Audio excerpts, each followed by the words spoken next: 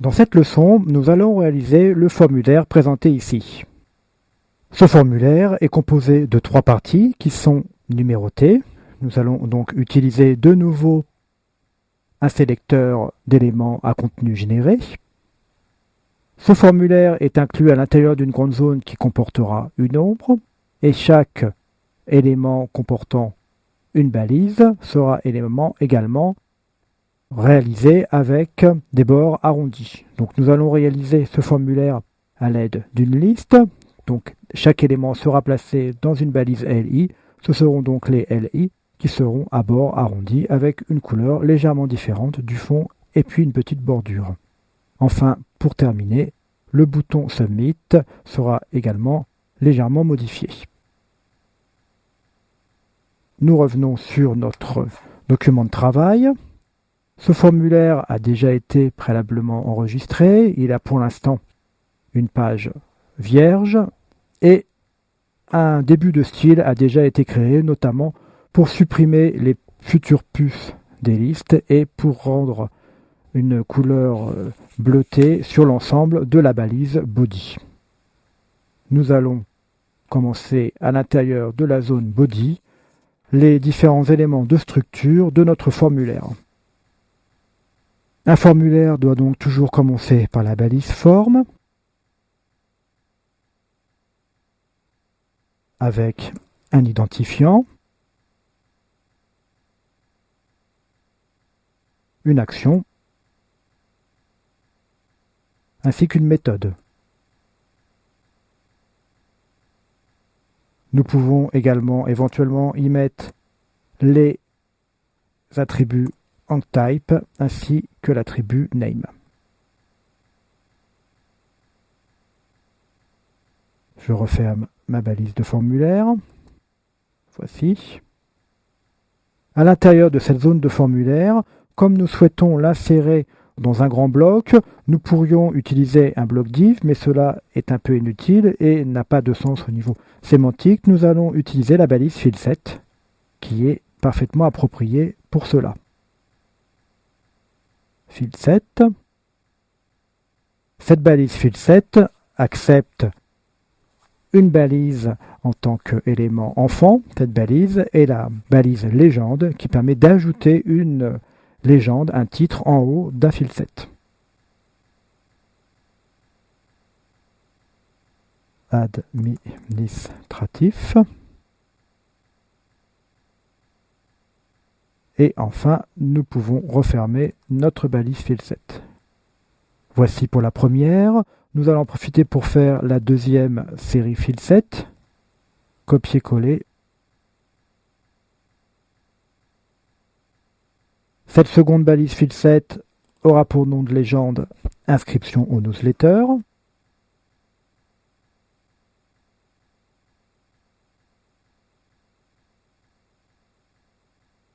Nous allons de nouveau copier-coller cette zone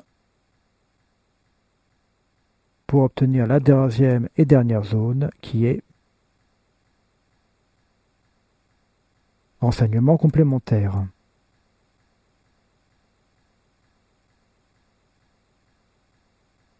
Voici, nous avons ainsi créé nos 3 zones pour les nos différents éléments de formulaire.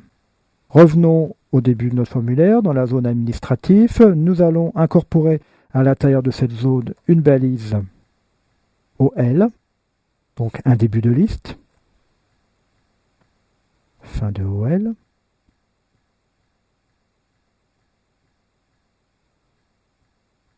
Puis une balise LI pour y incorporer notre premier champ de formulaire.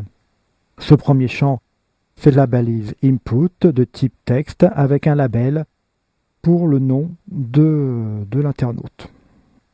Donc LI, label, for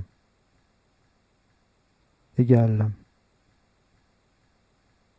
nous allons l'appeler name, donc nom, de point. Nous refermons la balise label et immédiatement dessous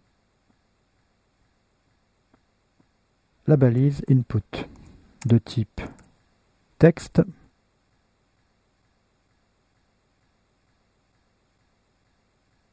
Donc name, identifiant, name également. Donc similaire à ce que nous avons écrit pour la balise for name au niveau du label. Ce champ sera obligatoire et nous proposons à l'internaute un texte par défaut, donc placeholder égale nom et prénom. Et nous ajoutons l'attribut required.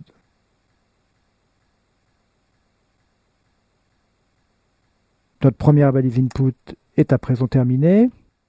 Nous refermons notre balise LI. Deuxième balise LI.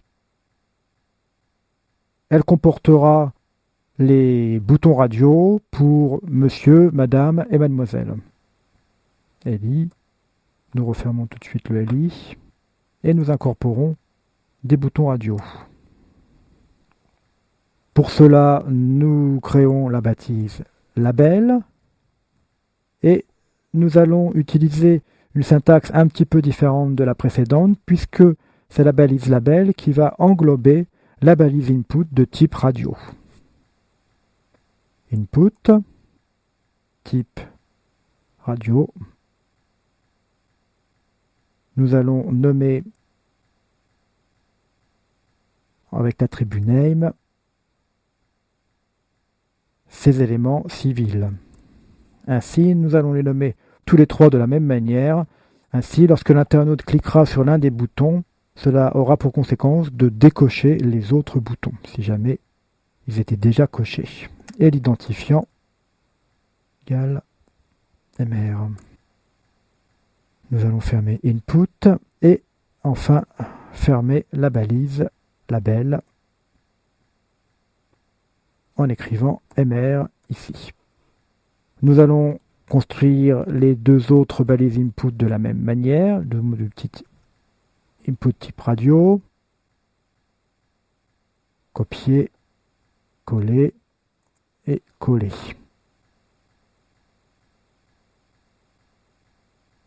Voici, nous allons légèrement les modifier, donc elles sont toutes de type radio, name civil, celle-ci aura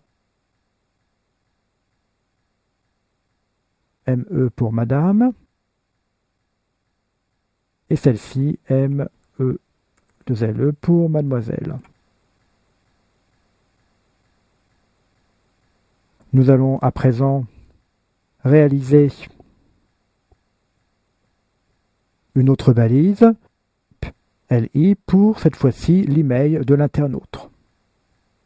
Afin de bien séparer les boutons radio du reste du texte, nous allons les incorporer dans une balise P, ce qui permettra par la suite de cibler uniquement les premières balises LI placées dans OL et non pas les balises LI placées dans P, placées dans OL.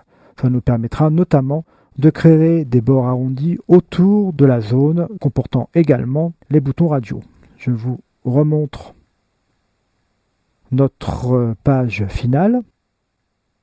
Voici notre page finale. Donc, de cette manière, nous aurons ciblé les LI placés au tout début de chaque fil set et nous n'affecterons pas le LI placé ici.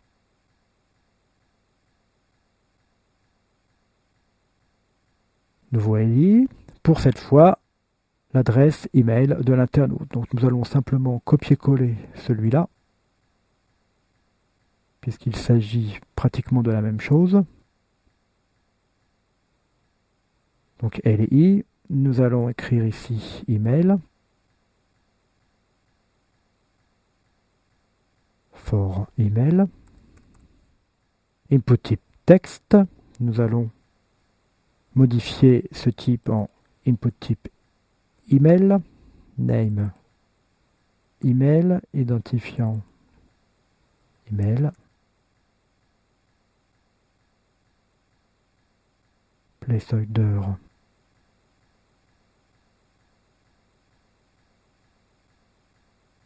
voici l'exemple placeholder, et la balise est obligatoire.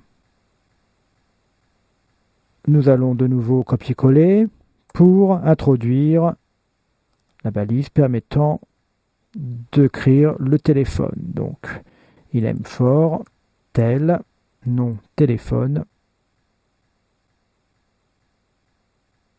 input type tel, name tel, identifiant tel. Nous n'allons pas mettre de placeholder pour cette balise et le téléphone n'est pas obligatoire. Nous enregistrons. Nous allons à présent écrire trois derniers champs, les champs adresse, code postal et le champ ville. Copier. V.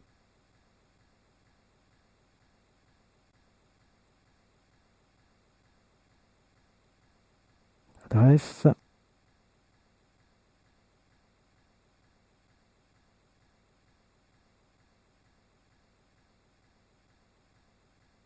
Voici, elles sont de type texte, non pas adresse. Les deux autres champs sont du même type, donc nous allons simplement copier-coller une dernière fois. Voilà, 2 fois, pour terminer cette zone.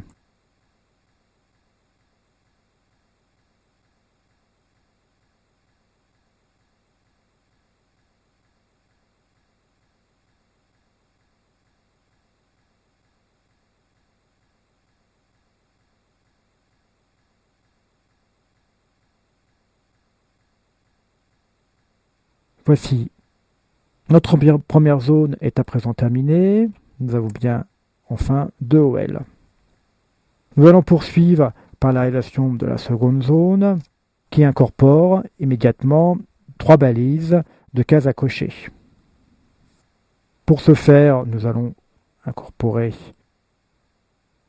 comme précédemment, une balise OL,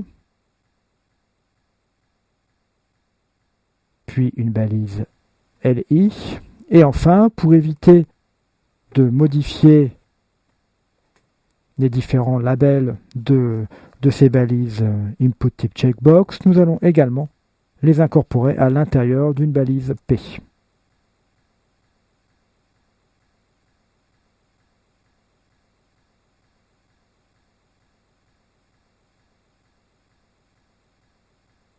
Nous allons avoir une structure similaire à celle que nous avons utilisée pour les boutons radio.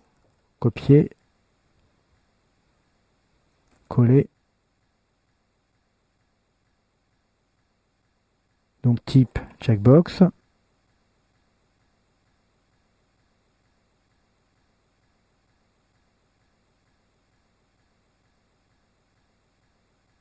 Name, nous allons marquer news.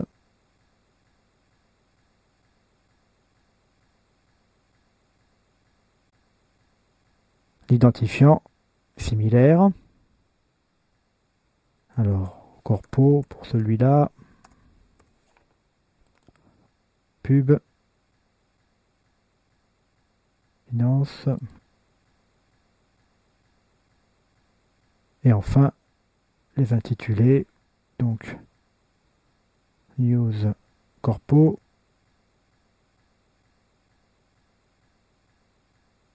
News public.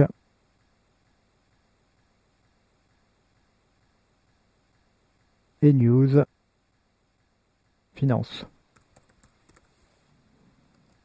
Nous enregistrons.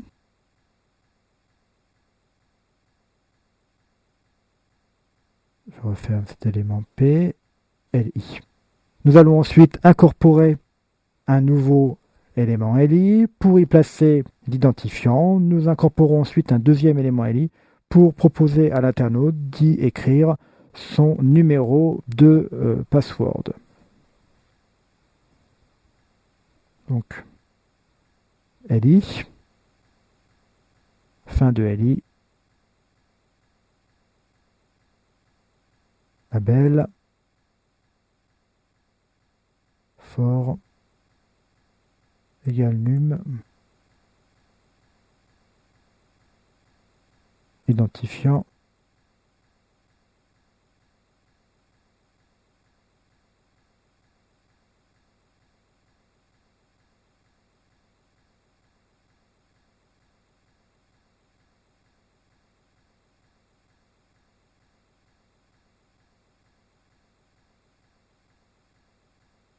input type texte. Donc cet élément doit être obligatoire.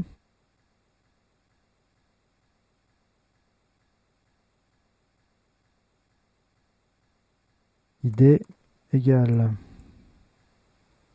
identifiant name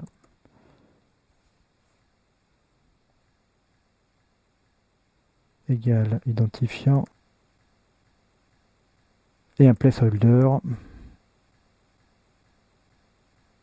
votre nom d'identifiant.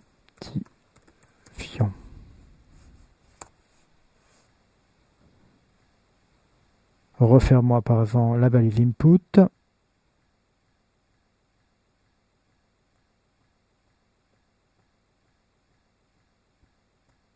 Dernière balise à l'intérieur de cette zone, la balise demandant à l'internaute son numéro de password. Donc il s'agit d'une balise encore similaire à celle-ci, copier, coller. Donc label, il s'agit ici numéro de password. Input type, cette fois-ci c'est un number. C'est obligatoire. Identifiant num.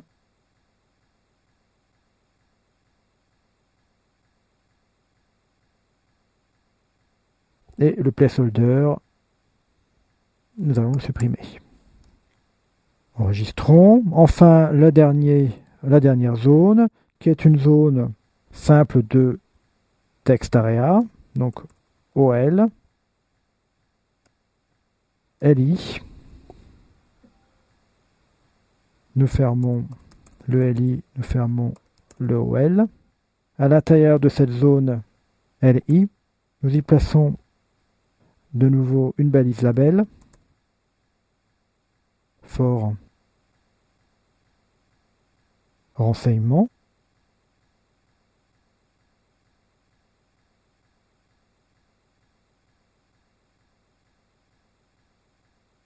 Et la balise text area correspondante.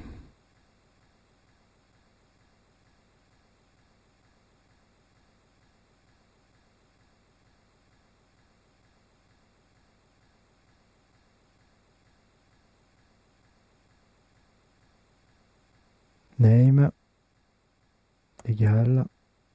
Nous allons choisir 5 colonnes.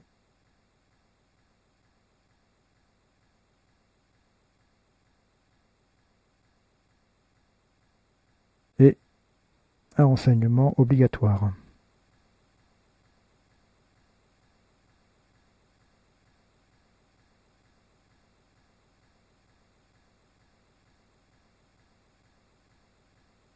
Nous enregistrons. À présent, notre document est pratiquement terminé. Pour terminer, nous devons y placer une balise input type submit pour permettre l'envoi du formulaire.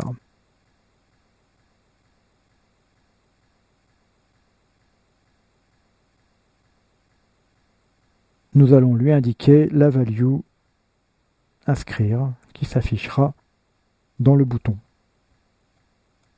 Voilà, donc nous allons vérifier ce formulaire dans notre page.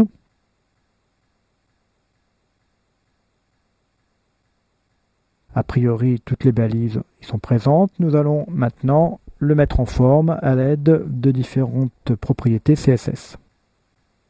À présent, nous allons réaliser les différentes propriétés CSS pour mettre en forme notre document. Donc tout d'abord, nous allons commencer par la balise forme qui s'appelle identifiant forme 1.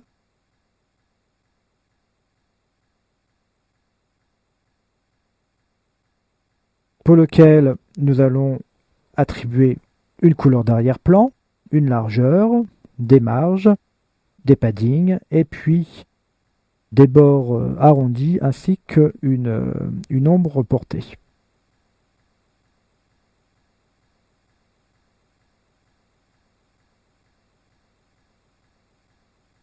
La couleur d'arrière-plan, background color, nous allons choisir une couleur 33, 66, 99. une largeur, 422 pixels.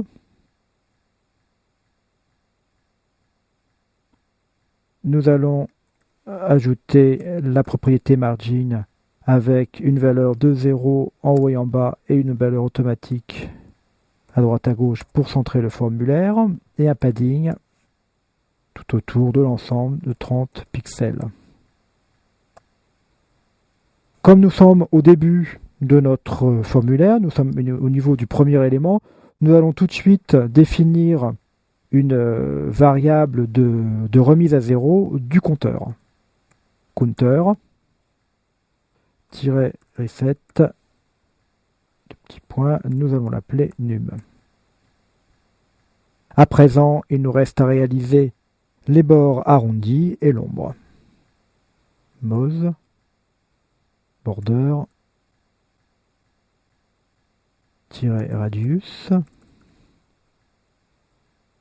Nous allons choisir un arrondi de 10 pixels. Copier-coller pour rendre compatible avec les différents navigateurs.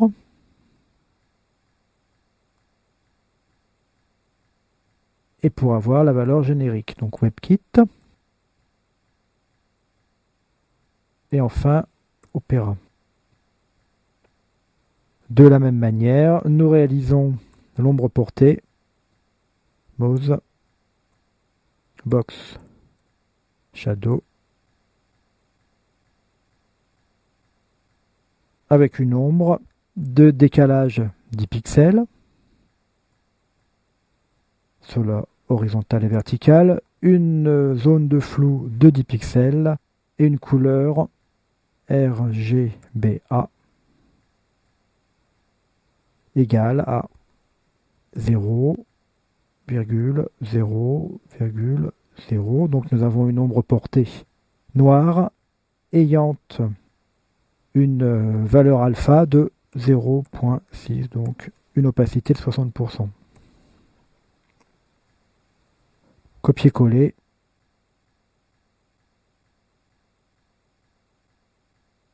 WebKit.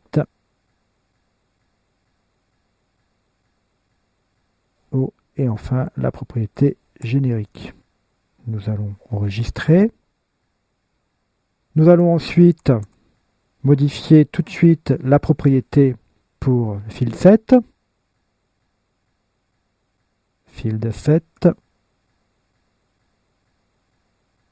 Nous allons leur attribuer une bordure égale à 0, puisque par défaut les field sets ont toujours un léger filet qui les entoure, et margin bottom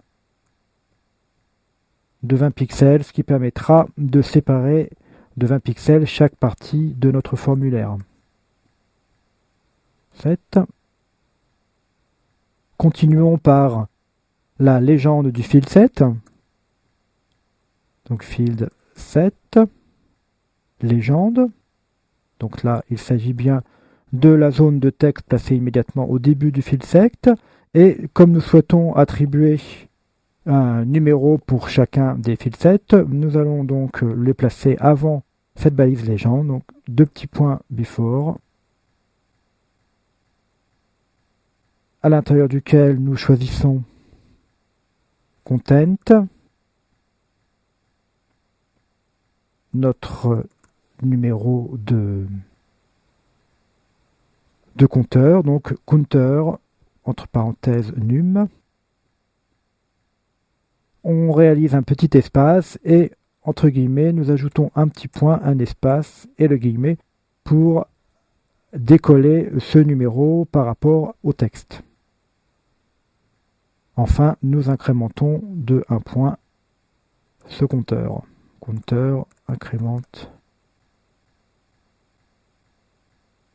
c'est le num. Nous enregistrons. Nous allons continuer avec cette balise légende, mais cette fois-ci sans utiliser before.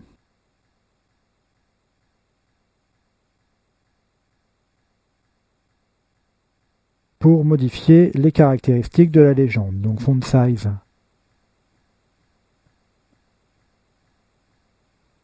22 pixels.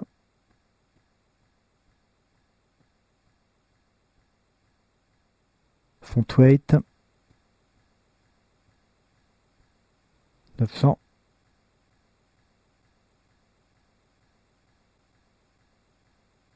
Color. Nous allons choisir du blanc.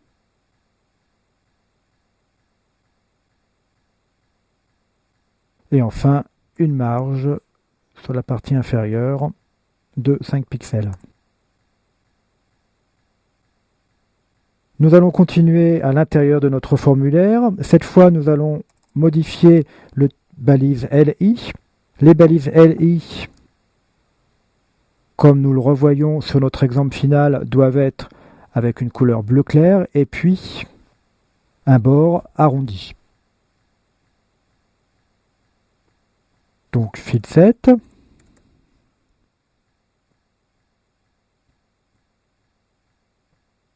OL, LI. Nous leur attribuons un bord arrondi. Le bord arrondi sera le même que celui que nous avons réalisé précédemment, donc simplement copier-coller border radius. Voilà. Nous lui attribuons une couleur, background color. Nous allons lui attribuer une couleur semi-transparente, RGBA, 255, 255, 255. Donc nous attribuons une couleur blanche, mais cette fois-ci avec une opacité de 0.2. Donc c'est une couleur blanche très claire. Point virgule. Padding 10 pixels. Margin bottom 5 pixels. Et largeur 400 pixels.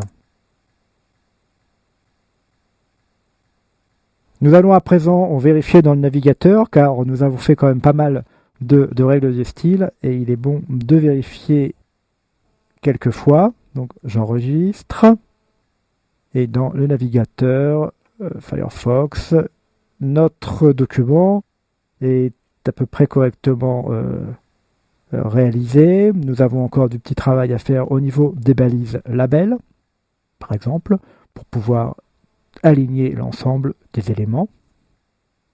Et puis, nous avons un travail également à effectuer sur le balise input de type submit. D'autres petites modifications seront peut-être également nécessaires.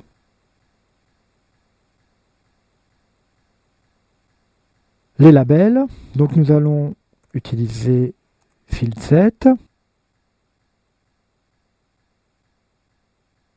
OL et LI label. Alors, si nous utilisions simplement ce sélecteur, nous nous adresserions à tous les labels placés dans la zone LI. Ceci affecterait donc les labels, non seulement qui sont placés ici, donc ville, code postal, etc., mais on affecterait également les labels des éléments checkbox et les labels de l'élément radio. Ce qui n'est pas bon puisque nous souhaitons donner une taille à tous les labels afin que l'ensemble de ces éléments soit aligné. Donc pour réaliser cela, au niveau de la règle de style, nous allons simplement utiliser ce signe supérieur qui signifie que nous allons nous adresser uniquement aux premiers éléments de la balise LI. Donc uniquement aux éléments enfants et non pas à tous les descendants. Alors ces éléments-là seront float left. Ils auront une taille 210 pixels. Ils seront alignés à droite. Text line right. Un padding right de 20 pixels. Et enfin, margin top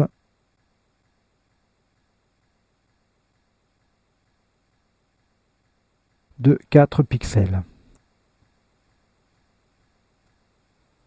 Voici, donc vérifions dans le navigateur tout de suite.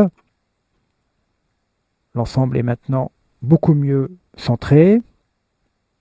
Nous allons modifier légèrement la balise Input Type Submit et puis nous nous intéresserons ensuite à cette petite balise. Pour s'adresser uniquement à la balise Input de type Submit, nous allons utiliser un sélecteur que nous avons vu dans une leçon précédente, un sélecteur de type égal Submit.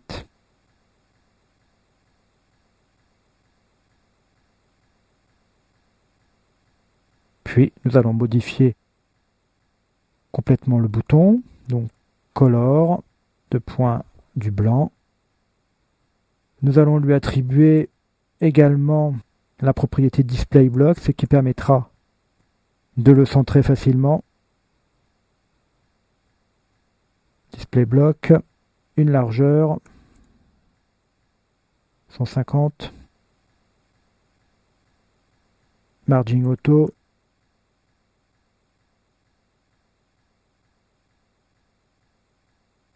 padding de 15 pixels.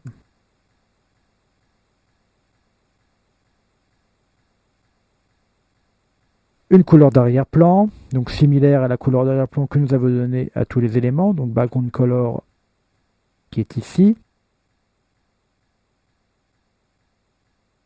Et enfin, des bords arrondis. Donc nous allons réutiliser les bords arrondis que nous avions utilisés un peu plus haut. Il s'agit de ceux-là.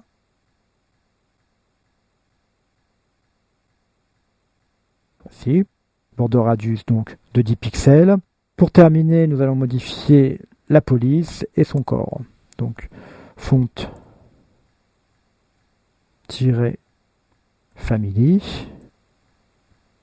Nous choisissons du time. Alors bien évidemment, nous aurions pu également utiliser une police incorporée, comme nous avons vu dans une leçon précédente, et font size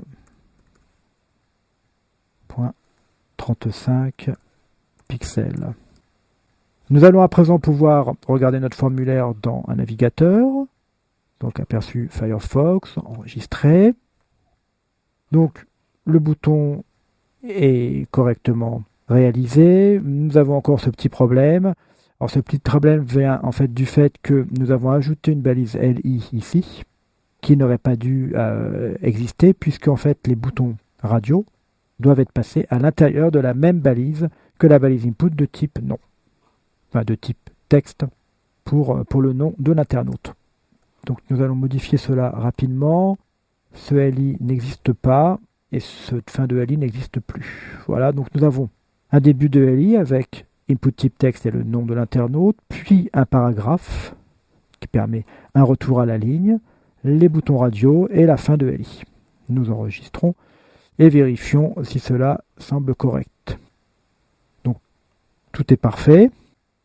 Pour terminer, nous allons maintenant ajouter un petit filet tout autour de nos éléments LI. Nous allons donc modifier cette petite règle de style pour leur ajouter un border de points solides, un pixel et blanc.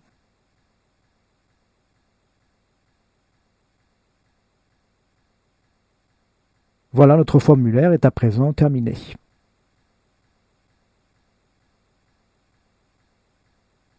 Nous pouvons également le visualiser dans le navigateur Safari qui lui comprend les placeholders. Dans le navigateur Opera qui correspond bien à des numbers à cet endroit-là.